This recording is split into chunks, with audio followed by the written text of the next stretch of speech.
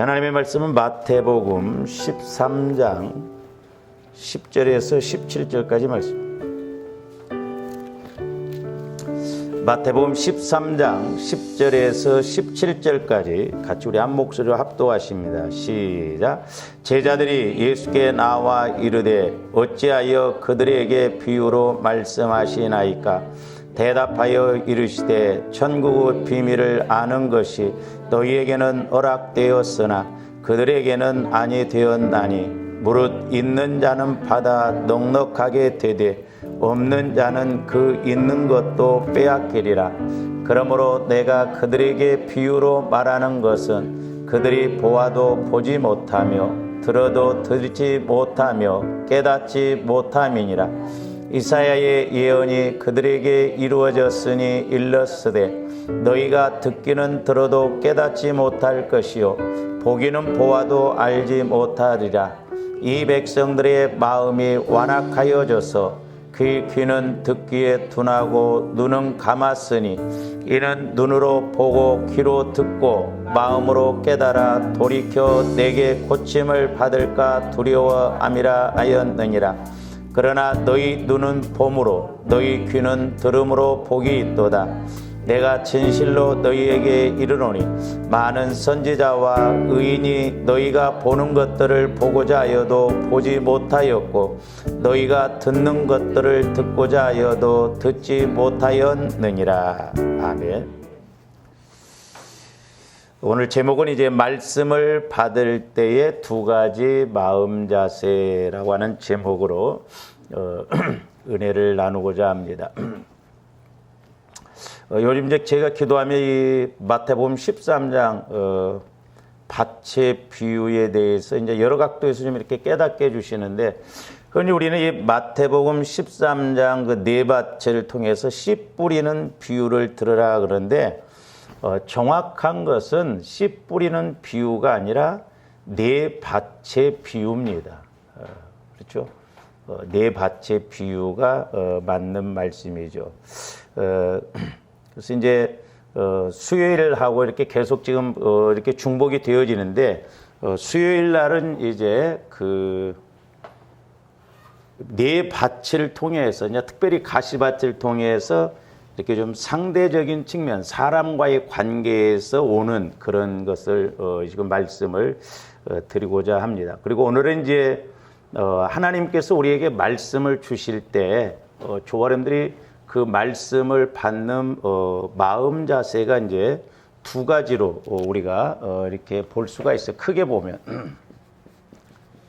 첫째는 뭐냐면 조화람들이 말씀을 설교를 들을 때나 또 말씀을 읽을 때나 또 기도할 때도 마찬가지입니다만은 조화람들이 적어도 이제 어느 단계까지 와줘야 되냐면 말씀을 깨달아야 합니다.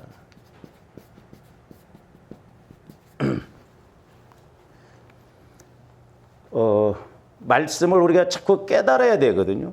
깨닫는다는 것은 이제 내가 그 하나님과 코드가 비로소 맞아졌다라고 하는 것이죠. 그래서 이제 이것을 다른 말로 좀 이제 표현한다고 하면, 다른 성경에 있는 말씀으로 온다면 이게 이제 교훈적이에요. 교훈적. 우리가 말씀을 깨달아야 문제 해결을 받고 또 은혜 받는데 순종할 수가 있거든요. 그러면 이 말씀을 깨닫는 이 교훈적으로 오는 것은 어디에서 오냐면 예수 그리스도의 마음을 통해서 온다 이 말이에요. 예수 그리스도의 마음을 통해서 말씀이 깨달아지고 체험되어지고 믿어집니다.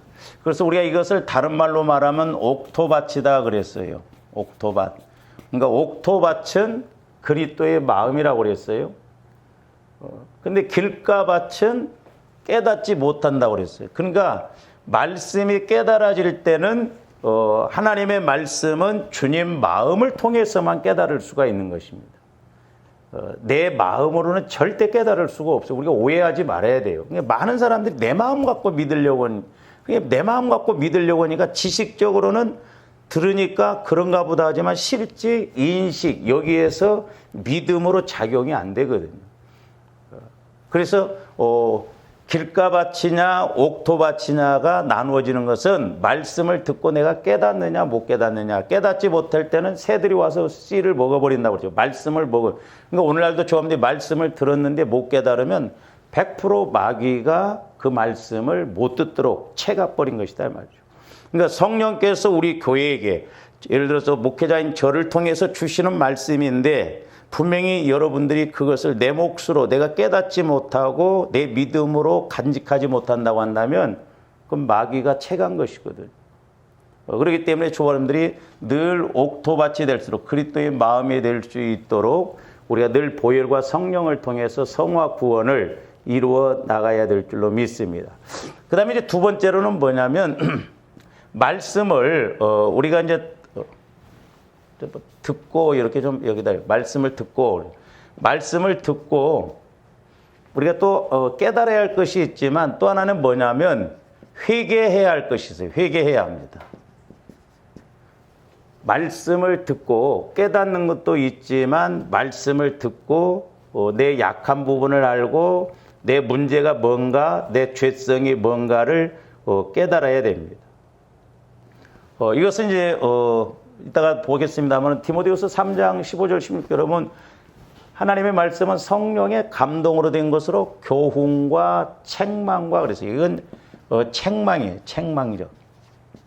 책망적입니다. 그래서 제가 늘 말씀드렸습니다. 이 교훈적으로는 의학적인 용어로 표현한다고 한다면 예방 차원이에요. 예방 차원. 예방하는 거예요. 미리.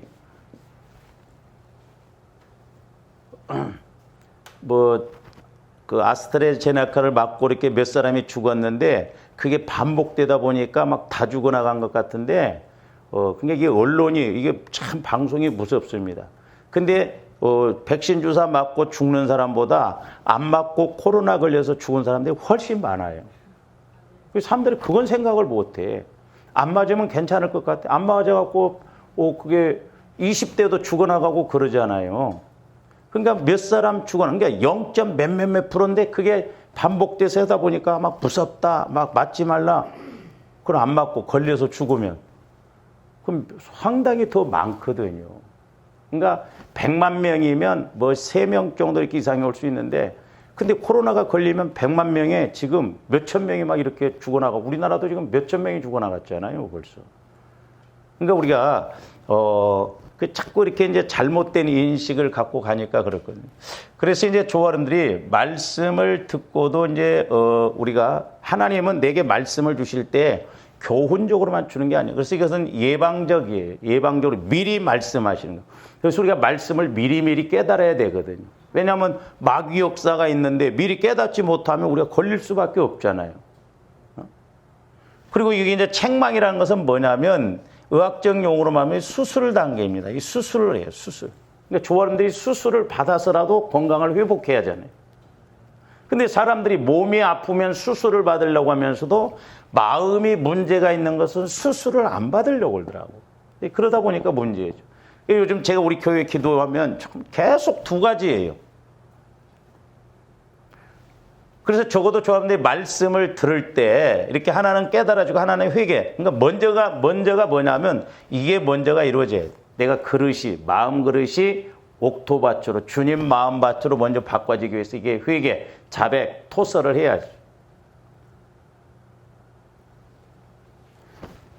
이 마음은 사실 우리가 표현을 안 했으니까 내 생각, 육신의 생각은 사망이라고 그러잖아요. 이건 마귀가 주는 마귀의 마음입니다.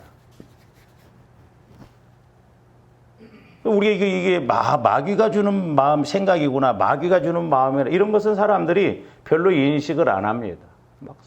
내가 막 성질을 내고 싸우고 별선을 막 다 하면서도 막 씩씩거리면서 소리하면서 내가 다른 것 같고 당연한 것 같아. 마귀가 역사하는 것이구나. 이걸 인식을 못 합니다. 왜? 내가 어둠 가운데 있으면 분별이 안 되기 때문에 그렇죠.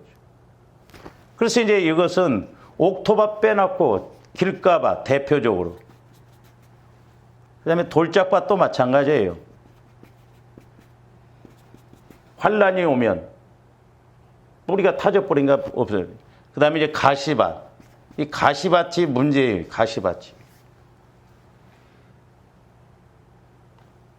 가시는 보면 그게 이게 상대적인 거든. 찌르잖아요. 찌르니까 아프거든요. 그 마음이 다 뺏겨버립니다. 이제 그런 부분은 수요일 날, 다음에 이렇게 이제 수요일 날 좀 하도록 하고요. 그래서 이제 보면 이 두 가지 측면에서 그렇게 하는데 십자가도 보면 그렇거든요. 십자가도 보면 하나님의 공의와 사랑이 교차되는 것이 십자가입니다. 그러니까 공의 빼버리고 사랑만 외쳐도 문제고 또한 사랑 빼버리고 공의만 외쳐도 문제예요.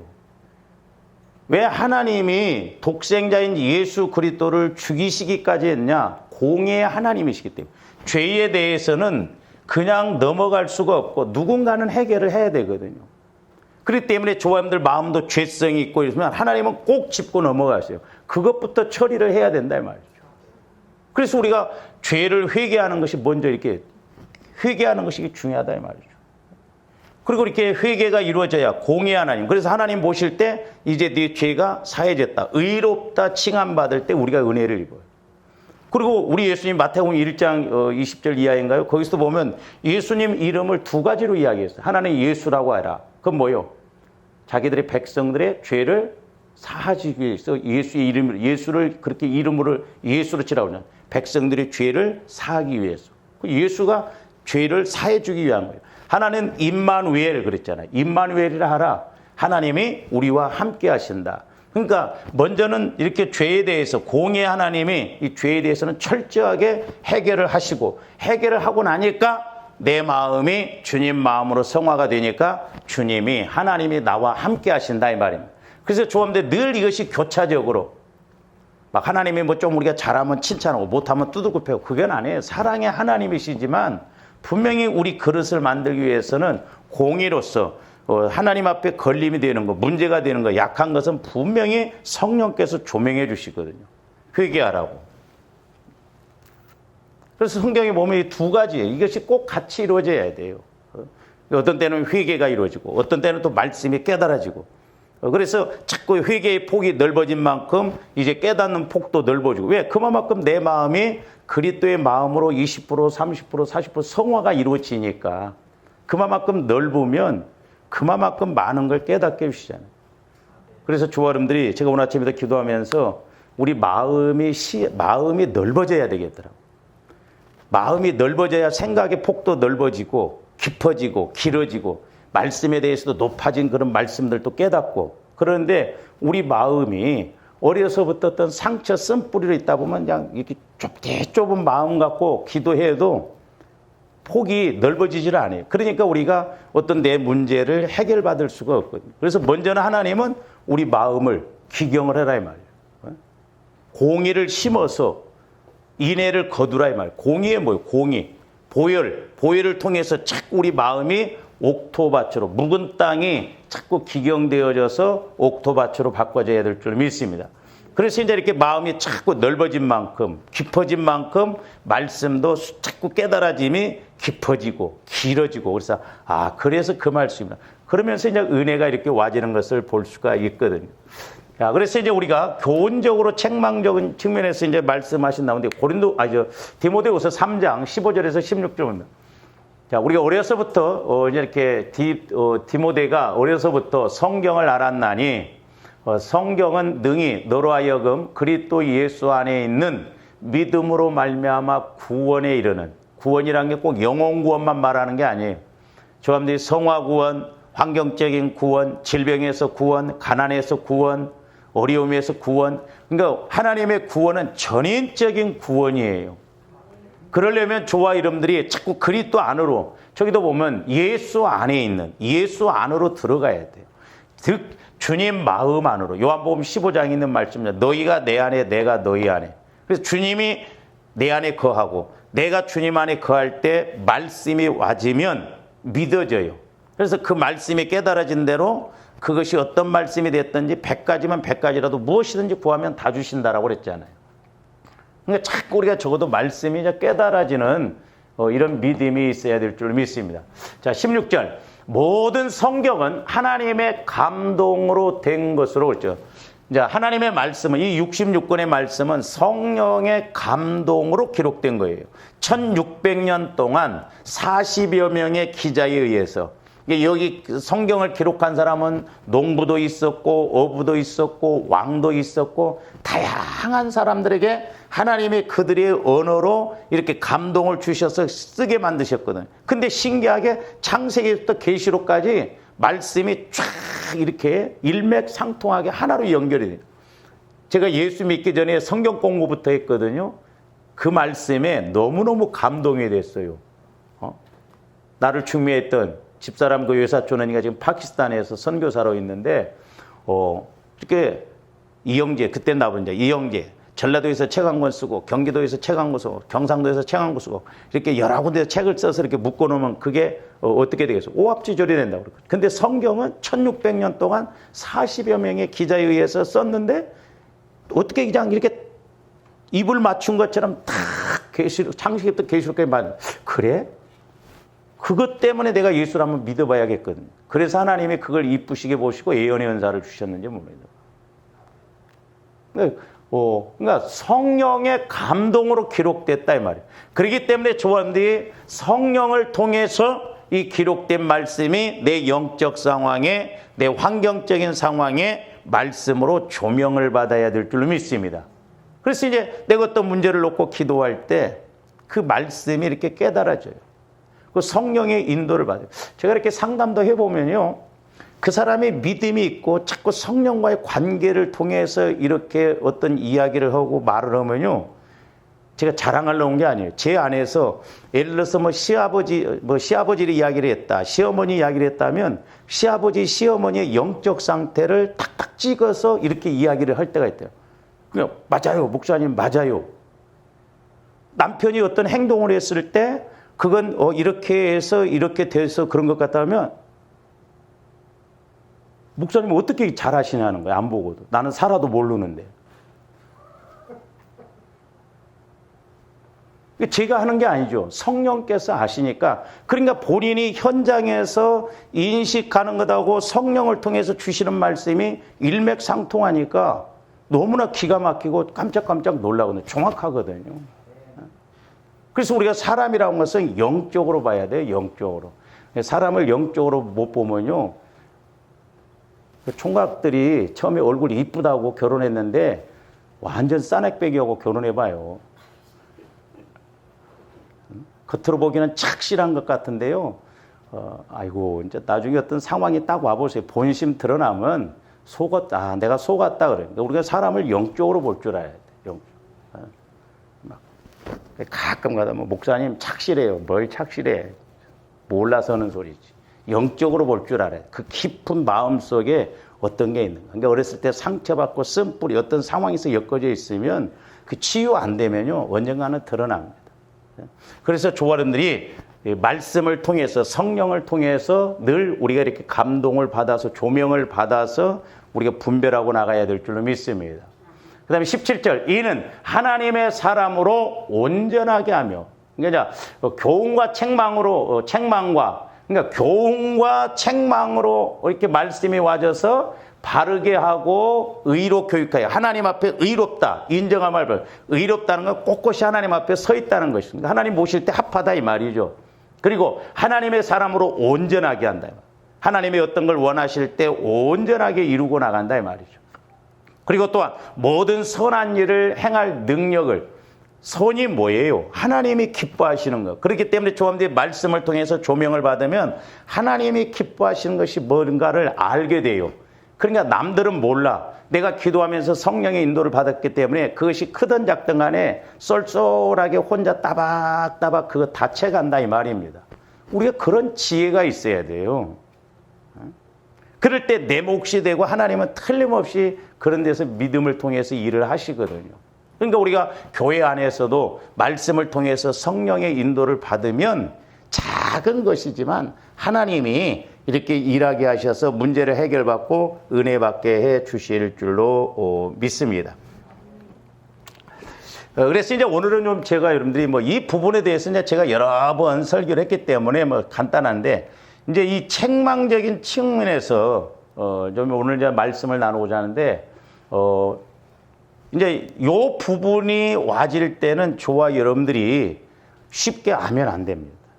마귀가 가만히 안 둬요. 그러니까 하나님은 내 약함, 내 쓴뿌리 상처를 분명히 처리하기 위해서 말씀도 하시고, 그것이 더디고 계속 안 가고 올 때는 이제 책망적으로 이렇게 말씀이 나올 때가 있거든요. 자, 우리 사도행전 2장 37절에서 38절 봅니다. 그들이 이 말을 듣고 마음에 찔려. 자, 베드로가 설교할 때 마음에 찔렸어요, 사람들이. 제가 아무리 연구를 해도 왜 베드로는 설교할 때 마음에 찔려 어찌할꼬가 나왔는데 스데반 집사가 설교할 때는 이를 갈다가 죽여버렸는가? 그 집사라서 그랬는가? 아니에요, 보면. 제가 이렇게 말씀을 자세히 보면서도 기도하면서 깨닫는 게 뭐냐면, 베드로는 일반 그냥 백성들에게 이렇게 설교를 했습니다. 근데 스데반 집사는 사실 베드로보다 스데반 집사가 훨씬 말씀도 더 깊이 창세기부터 쫙 이렇게 소위 말해 훑잖아요. 근데 그 대상자가 누구냐 하면 주로 지도자들이었어요. 장로, 서기관들, 바리새인들. 그러니까 당대에 그 세상을 주름잡고 있는 지위가 있고 명예가 있고 배움이 있고 상당히 똑똑한 사람. 그러니까 스데반 집사가 거기에다 대고 강력하게 막 설교를 해야 되니까 가만히 안 있는 거예요. 자존심도 막 세고 막 강하고 막 우리가 바리새인인데 일주일에 금식 2번 하고 잘났다고 하는 사람들한테 막 그렇게 하니까 가만히 안 둬요. 그러면서 베드로가 그러면서 사도들에게 물으리되 형제들아 우리가 어찌할꼬 하거늘 베드로가 이르되 너희가 회개하여 각각 예수 그리스도의 이름으로 침례를 받고 죄 사함을 받으라는 것. 그리하면 성령을 선물로 받는다라고 그랬습니다. 근데 이제 스데반 집사가 설교했던 내용도 한번 봅니다. 사도행전 7장 54절 보세요. 그들이 이 말을 듣고 마음에 찔려 그를 향하여 이를 갈거늘 그랬거든. 자, 그러니까 지금 스데반 집사가 이스라엘 백성들을 향해서 소위 말해서 책망 설교를 합니다.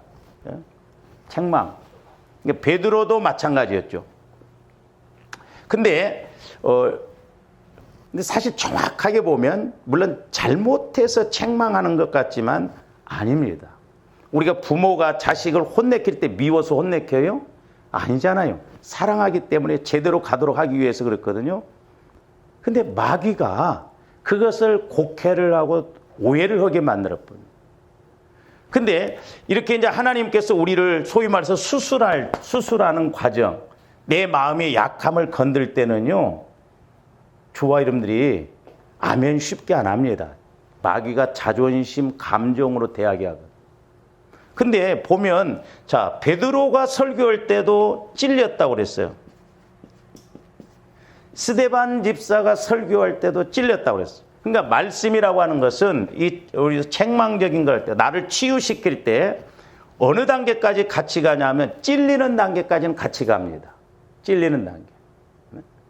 내 문제, 내 연약함에 대해서 성령께서 분명히 지적하고 이렇게 회개를 이렇게 하도록 그렇게 할 때는 마음에 분명히 찔림이 와요.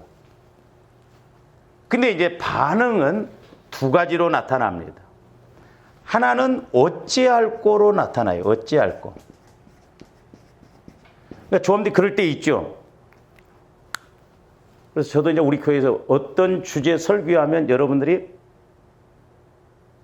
반응을 이렇게 하는가를 제가 좀 느끼거든요. 그럴 때 제가 누차 말하죠. 여러분들 내가 헌금하라고 예성해. 제가 얼마 전에 기도하니까 내가 너희들한테 그럼 헌금하면 몇 천만 원 하라고 하냐? 몇 백만 원 하라고 하냐? 그렇잖아요. 초범들 물질 문제를 해결을 받아야 할 거예요. 근데 우리가 그런 문제를 해결을 받고 복음 받고 싶어 하면서 그릇은 우리가 안 맞는다. 그러니까 우리가 속으면 안 된다 이 말이죠.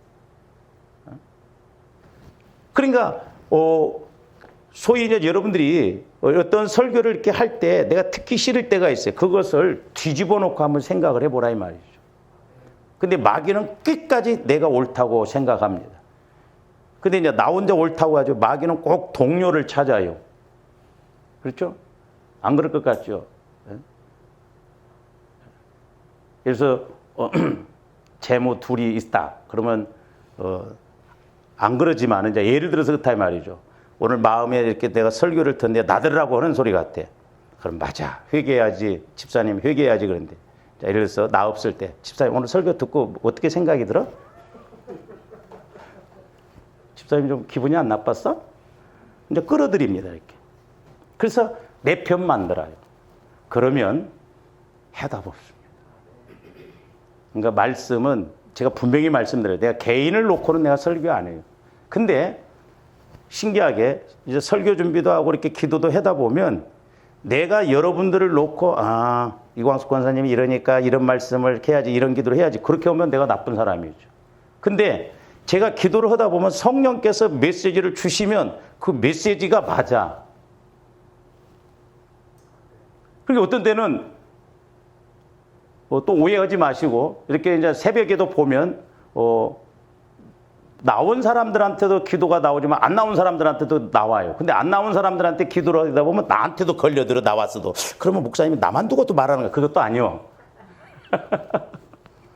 제가 그걸 느낀다니까. 또 목사님이 자꾸 내가 나와서 지금 있으니까 그러면 새벽기도 나가지 말할까? 막 그랬어. 아니요. 안 나와도 막 퍼부스 되고. 근데 그 성령께서 하시는 말씀이 나에게도 걸려들어요. 내가 걸려들어. 내게도 맞는 말이다 이 말. 그러니까 말씀은 어느 개인도 개인이지만 전체가 나보러 이렇게 나에게 하시는 말씀이라 그렇게 깨닫고 그래야 합니다. 그래서 때로는 저와 여러분들 어떤 말씀을 들을 때 내 생각하고 안 맞을 때는 한번 뒤집어 놓고 생각을 해보라 이 말이죠. 제가 예를 들어서 감정적으로 한다고 하면 제가 잘못이잖아요. 근데 성령을 통해서 저를 통해서 기도가 나왔다고 한다면 둘 중에 하나가 틀린 거 아니에요. 그러면 성령이 틀려요? 목회자인 내가 여러분들을 보고 개인적으로 기분이 나쁘고 그러니까 막 일부러 그렇게 아니에요. 성령은 너무나 정확해요. 그게 왜 찔려? 내가 문제가 없으면 깨달을기만 하면 되는데 왜 찔리는 것은 왜 이래? 찔리는 건 아프니까 그러니까 문제가 있다는 거예요. 문제가 있으니까 내가 거부하고 문제가 있으니까 내가 안 받아들이려고 하는 거예요. 그렇잖아요. 그러니까 수술을 할 때 아프거든요. 마취를 시켜버리니까 그 사람은 모르지. 분명히 내 몸 안에 있는 문제를 해결하기 위해서는 몸을 째야 하잖아요. 그러니까 내가 그 말씀을 받을 때 어떤 면에서는 하나님이 나한테 복 주시고자 하는 말, 제가 요즘도 기도하면 뭐냐면 복 주시려고. 그래서 나를 치유시켜서 고쳐서 쓰시려고 하는데 우리는 그거 싫은 거야, 마귀가. 이스라엘 백성들이 그랬어요. 근데 그게 무섭더라니까요. 아니, 세상에 200만 명이 넘게 출애굽을 했는데 어쩌면 가나안 땅에 그 많은 사람 중에 아무리 근데 그런데 어쩐네 해도 모르고라도 나는 여호수아 따라갈란다 하고 갈 거 아니요. 절반이 나올 수도 있고 몇 명이라도 나오는데 어쩌면 그렇게 정확하게 2명만 들어가고 나머지는 광야에서 다 죽냐 이 말이에요. 그래서 이게 신앙 공동체 이런 것이 어떤 흐름이 무섭습니다. 이게 말 분별을 잘해야 된다는 거예요. 말도 분별을 누가 뭔 말할 때 말을 분별을 잘해갖고 바리케이트에 탁탁 쳐야 돼요. 근데 듣기만 해도 소위 말해서 염색이 되더라고요. 염색. 제가 예를 들어서 여러분들을 한 달만 계속 부정적으로 막 그렇게 이야기해 보세요. 여러분 안에 부정적인 것이 딱 박혀버립니다. 이게 전이가 된다 이 말이죠. 그러니까 어찌할꼬 그러니까 이게 쉽지 않다는 게 뭐냐면 마귀가 바리케이트를 딱 치니까 어찌할꼬가 안 나와요. 내가 들어야 할 말씀, 내가 듣고 회개하고 고치고 바꿔서 나가야 되는데 어찌할꼬가 안 돼. 반대 현상이 나타납니다. 그러니까 스데반 집사가 설교할 때는 말씀을 통해서 깊게 막 설교를 하잖아요. 지적을 하잖아요. 그러니까 당시 지도자들 상위층에 있는 사람들한테 그러니까 그 사람들이 스데반 집사가 말한 것이 맞다 그렇게 하네요. 어떻게 해요? 여기서 이를 갈거는 그래요. 하이 저것이 저렇게 말을 해? 이를 가라고. 이를 가.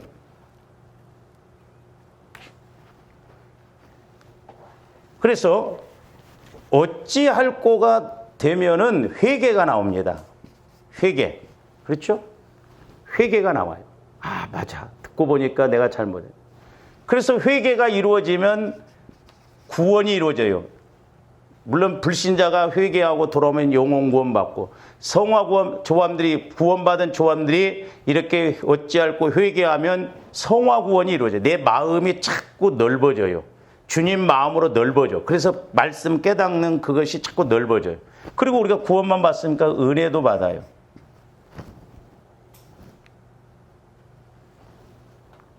그리고 조함들이 빨리빨리 성령의 인도를 통해서 우리가 수정을 해나가야지. 조함들이 하나님 이길 수 있어요?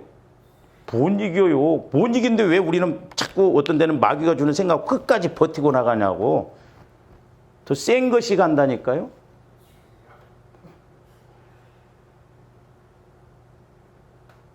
그래서 저도 이제 의문이었거든요. 왜 이스라엘 백성들이 끝까지 이렇게 반대 방향으로 다 그럴 수밖에 없더라고. 그리고 여기서 이를 갈건을 이것은 어떻게 돼요? 소위 말해서 거역을 해요. 거역을 합니다. 그리고 불순종하고 뭐 원망하고 불평하고 그럽니다. 이를 가라.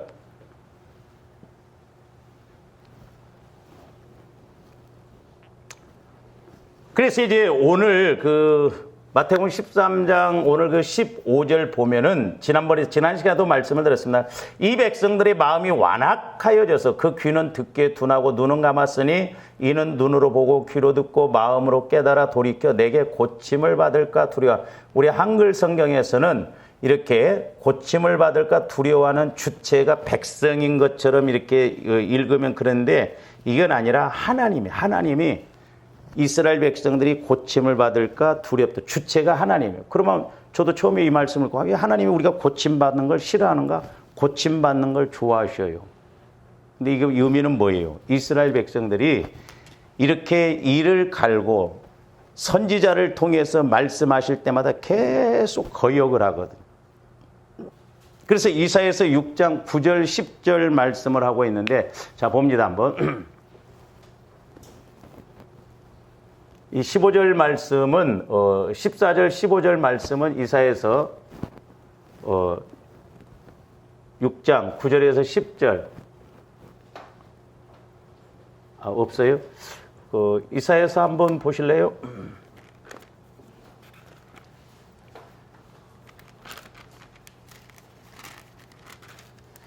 여호와께서 이르시되 가서 이 백성에게 이르기를 너희가 듣기는 들어도 깨닫지 못할 것이요 보기는 보아도 알지 못하리라 하여 10절 보시면 이 백성의 마음을 둔하게 하며 그들의 귀가 막히고 그들의 눈이 감기게 하라는 거예요. 염려하건대 그들이 눈으로 보고 귀로 듣고 마음으로 깨닫고 다시 돌아와 고침을 받을까 하노라 하시기로 11절 보시면 내가 이르되 주여 어느 때까지니까 하였더니 주께서 대답하시되 성읍들은 황폐하여 주민이 없으며 가옥들에는 사람이 없고 이 토지는 황폐하게 되며 여호와께서 사람들을 멀리 옮기셔서 이 땅 가운데서 황폐한 곳이 많을 때까지. 그러니까 뭔 말이에요? 지금 이사야서 6장 10절을 보면 지금 이사야 선지자로 자꾸 말씀을 증거해서 그들의 마음이 더 둔해지게 하라는 거예요. 그 의미가 뭐예요? 그러니까 이스라엘 백성들이 지금 스데반 집사가 설교할 때 이를 갈지 말고 회개를 하면서 베드로가 설교했다면 어찌할꼬 하면 그들이 변화가 일어나고 죄가 사함받고 은혜를 받을 텐데 제가 이제 이렇게 이제 이런 기도를 시킬 때도 보면 여러분들은 이제 어떻게 생각할지 모르면 여러분 영혼에서 이렇게 아멘을 해야 하는데 우리 마음이 마귀가 그걸 아멘하면 안 하거든요. 그래서 이제 그게 안 되니까 하나님은 이제 아까 이사야서 환경적인 것을 건들 때 그제서야 돌아온다 이 말이죠. 미리미리 돌아오면 좋은데. 그러니까 마귀도 거기까지 우리를 끌고 가거든요. 근데 이스라엘 백성들이 왜 이렇게 광야에서도 그렇고 이사야 시대 때도 그렇고 스데반 집사가 설교할 때도 왜 그랬는가? 제가 목회를 보면서 이 경험하고 이렇게 연결이 되어지는데, 예를 들어서 여러분들이 뭘 잘못했어요. 그러면 성령께서 이 집사 잘못했어, 회개해. 그러면 아멘, 회개해야죠. 맞아요. 그러면서 회개하면 괜찮은데, 마귀가 어떻게 하냐면 회개를 안 해요. 근데 나만 잘못입니까? 왜 굳이 나를 갖고 그럽니까? 그러면서 마귀가 자꾸 우리 마음에 바리케이트를 쳐요. 그래서 이것이 이제 계속 불순종으로 이렇게 가다 보면은 성령께서 선지자들, 구약에서는 선지자들을 통해서 계속 세게 말합니다. 막 강하게.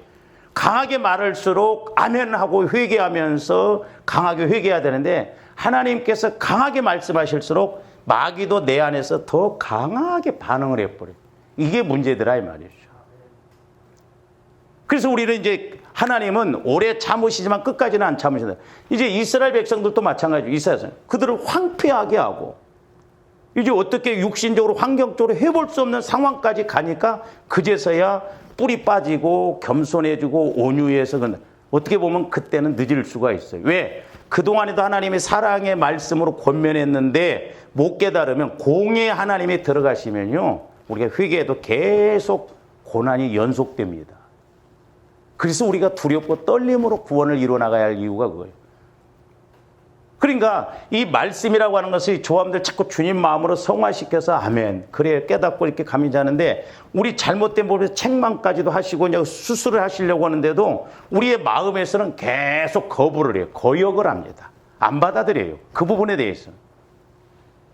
그러니까 하나님은 더 센 말씀을 주셔요. 더 강하게 역사합니다. 그러니까 더 강하게 반응하면서 이를 갈아버리죠. 이를 갈 뿐만 아니라 스데반 집사를 돌로 쳐서 죽여버리잖아요. 그래서 이제 조원들이 말씀을 읽을 때 성령을 통해서 이 영적 원리들이 자꾸 이렇게 와져야 될 줄로 믿습니다.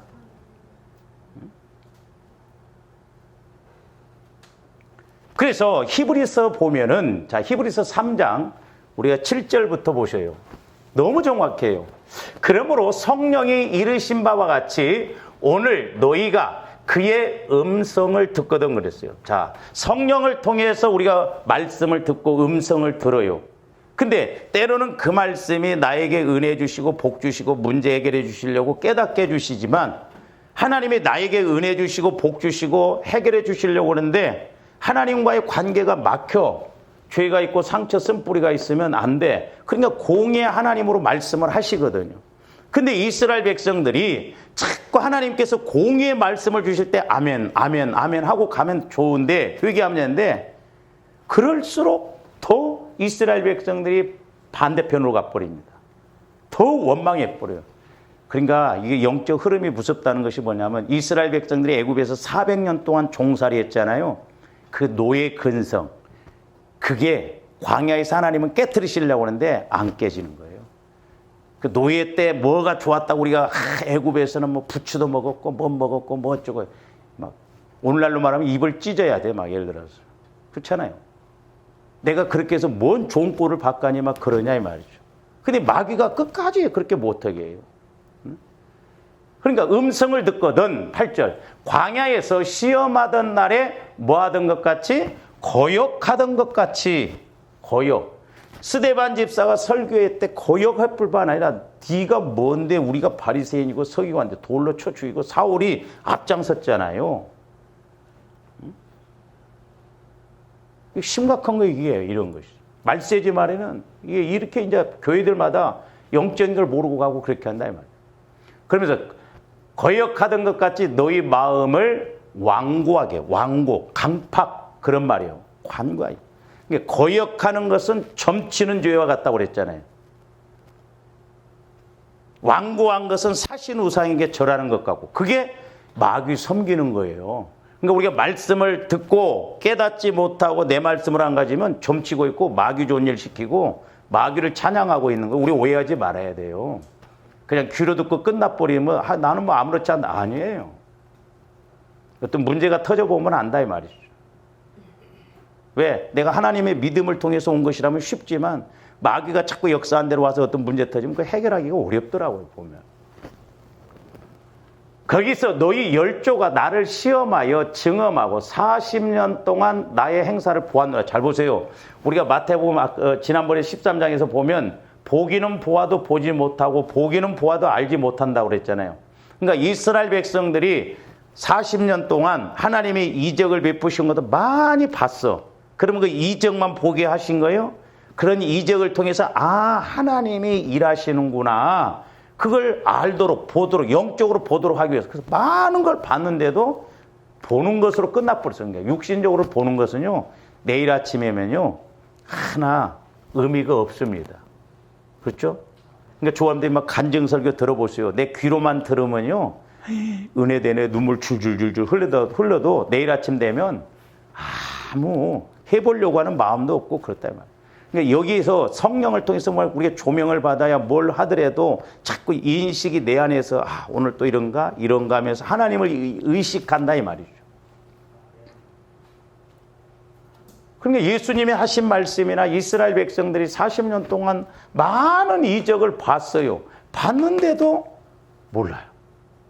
조감들은 뭐라고 그래요? 아니 이 사람들이 왜 이렇게 기적을 체험했음에도 안 믿었을까? 우리는 그보다 더 확실한 성령 하나님이 내 안에 있고 와 계시는데도 안 믿어. 그래서 우리 체험만 갖고는 믿음 안 자라납니다.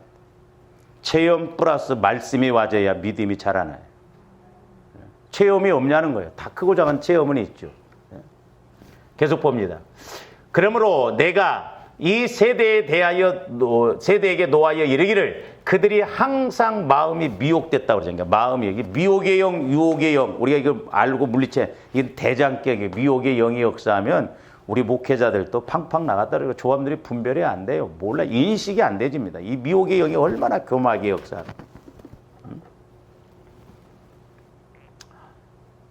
그러면서 보세요. 이제 크게 세 가지입니다. 10절 후반절에 보면 미혹되어 내 길을 알지 못한다. 내 길을. 그러니까 하나님이 나를 통해서 일하시고자 하고 은혜 주시고자 한 것을 몰라요. 조합들이 자꾸 기도하면서 하나님이 나를 통해서 이렇게 일하시기를 원하시는 그걸 깨달아야 될 줄로 믿습니다. 그게 사명이고 소명이요. 하나님이 나를 통해서 이렇게 일하시기를 원하시네. 그걸 알아야 돼. 그러니까 이게 안 되면 뭐 죽을 때까지 예수를 믿어도 하나님이 나를 통해서 일하시고자 한 건 뭔가 몰라요.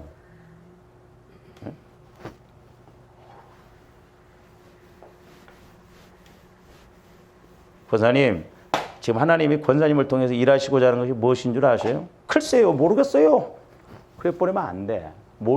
그러니까 우리가 마음에서 성령의 인도를 못 받으면 못 깨닫는. 11절, 내가 노하여 맹세한 바와 같이 그들은 내 안식에 들어오지 못해. 안식. 평안이 없고 누림이 없고 응답이 없고 우리는 문제가 있다 할지라도 늘 안식에 들어가는 해결이 되어져서 평안함을 누리는 조합들이 돼야 될 줄로 믿습니다. 12절 보세요. 저기서 결론적으로 크게 이제 문제가 어떻게 되냐. 형제들아 너희는 삼가 혹 너희 중에 누가 믿지 아니하는 악한 마음을 품고 살아계신 하나님에게서 떨어질까? 떨어져 버립니다. 결국 믿어봐도 소용없더라. 나도 왕년에 다 열심히 해봤어. 한때 젊었을 때 해봐. 자기가 신앙생활을 제대로 했으면 모르는데 제대로 안 해놓고 나도 왕년에 다 해봤대. 기도 나도 해봤어. 나도 봉사도 해보고. 왕년의 소리 우리 하지 말아야 돼. 우리 목사님들도 왕년 이야기 많이 합니다. 처음에는 막 이렇게 했었는데 과거는 묻지 말아야 돼. 아무 의미 없어요. 귀신은 자꾸 과거 이야기합니다. 우리 목사님, 동기 목사님들 모이면 그래도 내가 초창에는 막 8, 90명, 100명 막 이렇게 했는데 옛날 이야기를 뭐하러 해? 지금이 문제지. 전에. 지금도 힘들어 죽겠는데. 다 쓸데없어. 옛날에 내가 집이 4채가 있었단 말이야. 그래서 지금은. 옛날에는 뭐 그 옛날 이야기, 한때 잘한 거 그 어떻게 보면 의미 없어. 끝까지 잘 가야 돼요. 할렐루야. 자꾸 성장해서 가야 될 줄로 믿습니다. 하나님에게서 떨어진다 이 말이에요. 그래서 열심히 믿어. 우리 둘째 누님이 그러더라니까 지금 코로나라고 같은 아파트에 이렇게 사는데 권사님이 이렇게 했는데 주일날 예배 드리러 가자니까 안 간대. 기도도 하자니까 좀 더 쉰다고 한대. 아니, 그만큼 쉬었으면 됐지. 얼마나 더 쉬어. 뭘 얼마나 했다고. 안타깝다고 그러더라고요. 그러니까 지금 교회들이요. 뭐 우리 교회는 워낙 제가 막 지적으로 지지고 볶고 나서 그렇지만 다른 교회는 아마 이제 앞으로 오후 예배 없어질 것 같아요. 코로나 끝나면. 왜 한 1년 반 넘게 오후 예배를 안 드리니까 너무 놀러 오고 좋거든. 그러니까 이제 오후 예배 드리려고 하면 안 드렸을 때가 좋았다 하면서 막. 그러니까 오후 예배 이제 그러면서 좀 이제 뭐 영향력 있고 사는데, 아, 목사님, 뭐 그냥 뭐 온라인도 좋지 않습니까? 이제 앞으로요 오후 예배 저는 예언해요. 오후 예배 없어집니다. 우리 젊은 목사님들 보면요 오후 예배 다 안 드릴게요. 벌써 지금도 오후 예배 안 드리는 교회가 많아요. 수요 예배도 안 드려버리지, 금요 예배도 안 드려버리지, 새벽 기도도 안 해버리지. 얼마나 좋아? 응? 나도 주일 오전 설교만 했더라면 얼마나 더 좋을까 막. 그러니까 마귀가 이렇게 끌고 가요. 결국 죽는 일이에요. 그러니까 되든 안 되든 우리가 막 매달려 갖고 가는 거예요. 한 명이 오든 두 명이 되든 뭐 주님이 일하시지 뭐 우리. 여러분들 또 저 바라보면 실망하고 저도 여러분 바라보면 실망스러워. 하나님만 바라봐야지. 아이고 나 목회 오래 하려고 했는데 아이고 내가 죽게 생겼어. 지금 뭔 말하다 일로 가버렸대. 떨어지면 안 돼요. 비가 오나 눈이 오나 꾸역꾸역 되든 안 되든 가다 보면 하나님이 일하실 줄로 믿습니다. 할렐루야. 그래서 문제는 뭐냐? 조합들에게 책망할 때가 있다 이 말이죠. 그때 기분 나쁘게 생각하지 마. 사랑하니까 더 채찍질 하신다고 그랬잖아요. 사랑하는 자, 만약에 징계가 없으면 사생자라고 그랬잖아요. 아, 자식들도 그렇고 성도들도 그래요. 더 믿음 생활 잘하라고 자꾸 뭐라고 그러지. 아예 뭐 안 나온 사람들한테는 저도 관심 없어요. 왜 나오라고 해도 안 나오는데 뭐. 그렇잖아요. 전화하면 글쎄 나가기는 나가야겠는데요. 뭐 언제 나와. 그래서 조어람들이 말씀을 받는 자세 크게 두 가지로. 하나는 늘 깨달아야 되고 또 아직도 우리가 깨달음이 잘 안 되고 또 문제 해결이 잘 안 되고 뭐 내가 안에 문제가 뭔가. 그래서 성령을 통해서 회개하고. 그래서 여러분들이 안 될 때는 때로는 목회자인 제 기도라도 좀 들어보면서 듣고 기분 나빠하지 말고 아 그런가 보구나 하면서 내 것으로 만들면 오죽했으면 저를 통해서도 또 이렇게 기도를 시키겠어요. 그래서 조아람들이 하나하나 이렇게 해결해 나가면서 우리가 옥토밭이 되어져서 복을 받는 조함들 되시기를 주님의 이름으로 권면을 드립니다. 기도하시죠. 사랑의 주님 감사를 드립니다. 늘 이제 성령은 우리를 성전 삼으시고 우리 안에서 말씀하시고 조명하시고 가르치시고 또한 의의 길로 복받는 길로 가게 하실지온데 저희들 이제 날마다 성령 하나님과 교제가 이루어져서 우리의 신앙생활이 결코 헛되지 아니하고 실제가 되어져서 우리 삶 속에서도 하나님이 일하심을 보게 하여 주시옵소서. 감사를 드리오며 예수 그리스도 이름으로 기도하옵나이다. 아멘.